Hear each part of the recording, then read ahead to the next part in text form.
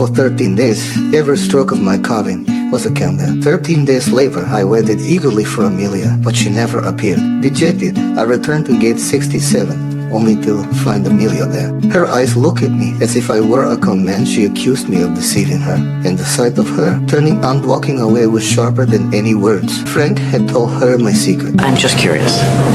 You are the kind of woman who can get any guy she wants. Why Victor Navorsky? That's something a guy like you could never understand. I immediately chased after her. I led Amelia to the gift I had prepared for her.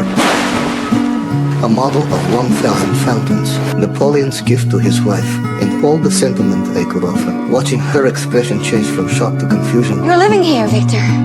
You're living at gate 67. I just want to know why. I pulled out the can that held my secret. Inside wasn't peanuts, but a yellow poster of a collection of autographs. For 40 years, my father had chased the jazz musicians on this poster all over the world.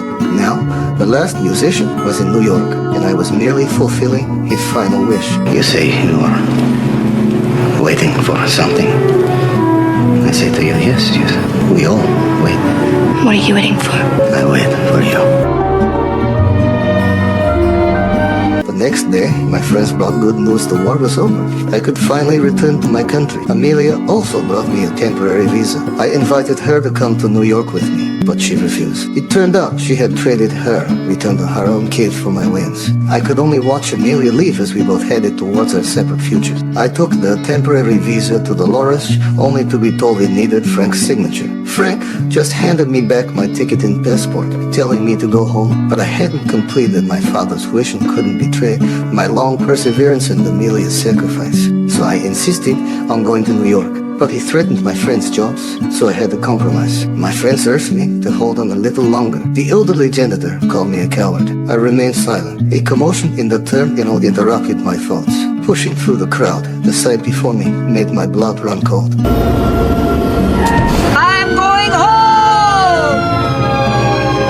I remembered a conversation with the old janitor 23 years ago. He had injured a police officer. Though the officer didn't die, the janitor had fled in children to America, working at the airport for 23 years. He kept a low profile, avoiding trouble, because if deported, he faced 7 years in prison. This man, silent for 23 years, traded his remaining 7 years of freedom for my pass to New York. I returned to the main hall, walking determinedly towards my destination. Shopkeepers came out to see me off. Seeing the serious-minded looking security kept in ahead, I couldn't help but feel nervous. But he simply ordered me to turn around, then drape his overcoat on my shoulders.